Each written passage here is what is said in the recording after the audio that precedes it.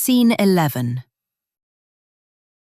The attic loft lay shrouded in dusty gloom, its dormer windows casting slivers of moonlight across chests brimming with silks and spices, their exotic scents mingling with lavender from linen stacks. Old tapestries, richly embroidered, hung folded over oak beams, while iron-bound trunks guarded untold treasures. A cracked pewter dish sat beside a giant unicorn's horn, relics of distant ventures.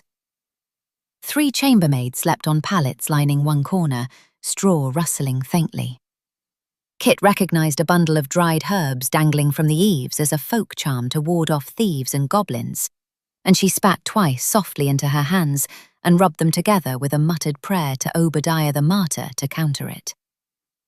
Creeping past the sleeping women, mindful of the creaking floorboards under her bare feet, she eased the door open, its creak swallowed by the stillness of the townhome. The hall stretched before her, its oak panelling gleaming faintly. Kit's heart thrummed as she descended the first flight of stairs, testing each polished step the betrayal. A loose board whispered underfoot, but she pressed on. The second flight curved downward, the air growing warmer, scented with wax. She paused on the third-floor landing, ears straining for the footfalls of patrolling watchmen, and then crept down the hall to the second door on the left, as Zara had instructed. Its surface bore carved panels etched with vines, and Kit's pulse raced, her hand brushing the dagger hidden at her waist as she tested the handle. It was locked, and she was about to use Puddlewrench's key, but then recalled the Fey woman's warning about simple mechanisms. Instead, she drew a thin iron shank from the lining of her cap and crouched down, working it in the keyhole as she bit her tongue between her teeth. The lock clicked loud in the silence, and the door yielded. She slipped inside, entering a well-furnished study. Moonlight spilled through leaded windows, glinting off a polished oak desk strewn with quills, ledgers, and a silver inkpot. Heavy tapestries depicting trade ships adorned the walls, and a carved chair sat beside a hearth, its embers long cold.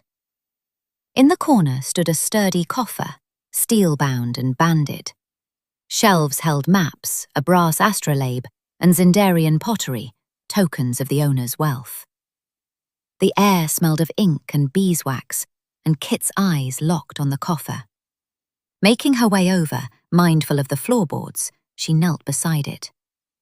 The beautiful strongbox was of an advanced and foreign make, possibly from the Ausonian if she was forced to guess, and boasted decorative brass accents and detailed geometric etching with silver inlays. She searched its top and sides, but couldn't find a keyhole, and sat back on her heels, biting her lip in frustration. The sound of footfalls in the hall caused her to whip her head over her shoulder as a flash of light stabbed under the crack of the door. She cast about for somewhere to hide and then scurried behind the oak desk, crouching low. The door creaked open, and warm light from an oil lantern pierced the darkness as someone wearing heavy boots entered the room. They paused, casting the lantern's glow over the ornate coffer, and then advanced, playing the light over the shadows. A burly man emerged from behind the desk, and she felt the shadows close around her like a living cloak.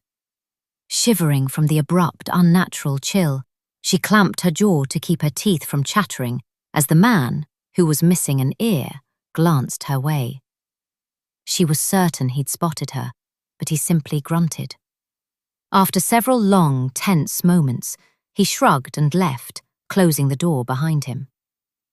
Kit exhaled slowly before crawling back to the coffer.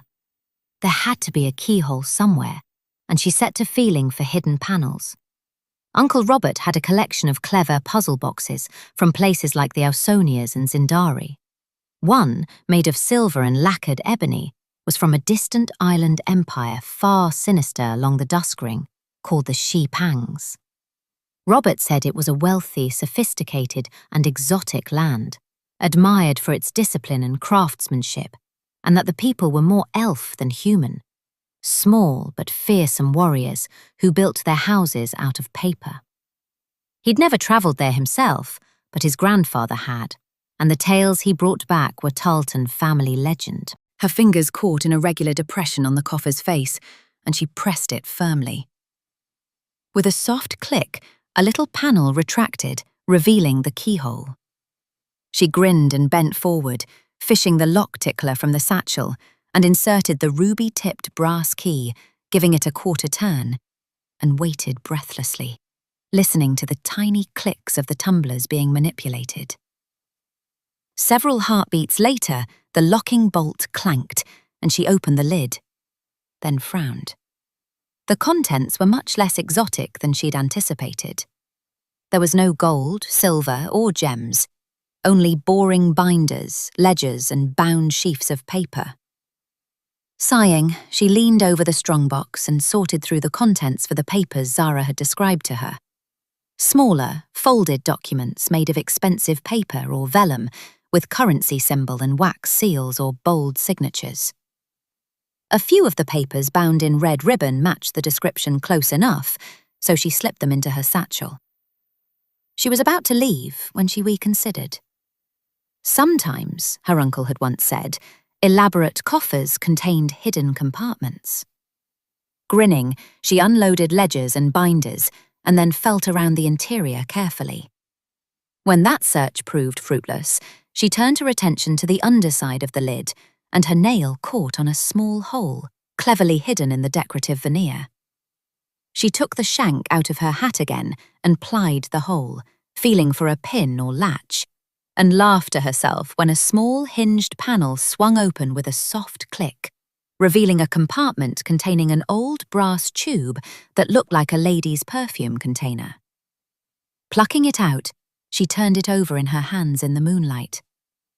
It was about a handspan long and 2 finger breadths wide, engraved with vines, teardrops, and curving fronds, with a lid that she twisted but couldn't open. She shook it and was rewarded with the sound of something rattling inside.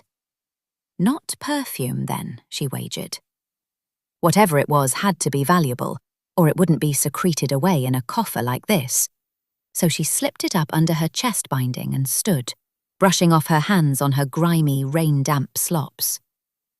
The door burst open behind her, flooding the room with light, and she spun to see the one-eared man filling the doorway. "Hoy, thief!" he bellowed, pulling a pistol from his belt with a meaty hand. He levelled the pistol, and she dove behind the desk as he fired, wheel lock sparking. A deafening crack echoed in the small room, and a ball whizzed past, splintering into the planks behind her as choking, acrid smoke filled the air. She felt a searing burn on her upper arm and clasped it, her hand coming away heavy with dark blood. Without thinking, Kit ducked under the desk and scrabbled forward, pulling the dagger Zara had given her.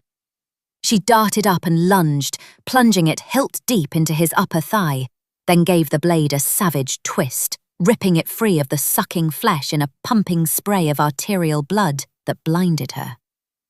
A dog was barking madly as the lout staggered back, clutching the wound. Kit dodged past, wiping blood-soaked hair out of her eyes, bare feet slapping on the polished floorboards. Her heart hammered in her chest as she flew up the stairs, leaping 3 steps at a time, heavy footfalls echoing up the stairwell behind her. She reached the attic floor and skidded to a stop as the door to the loft opened and ducked into an alcove, clamping a hand over her mouth to silence her ragged breathing. Shrieking chambermaids in shifts and sleep gowns ran into shouting watchmen, and Kit pressed herself back further into the alcove, feeling the shadow Vincent had cast on her slithering across her body with a frigid chill as people cried of theft and murder. Several times eyes glanced in her direction, but their gaze always flicked past, as if it hurt to look at her directly. Eventually, the watchman clomped back downstairs with the fretting and crying chambermaids in tow, and Kit cautiously crept out into the hall, and then back to the loft, and, she prayed, escape.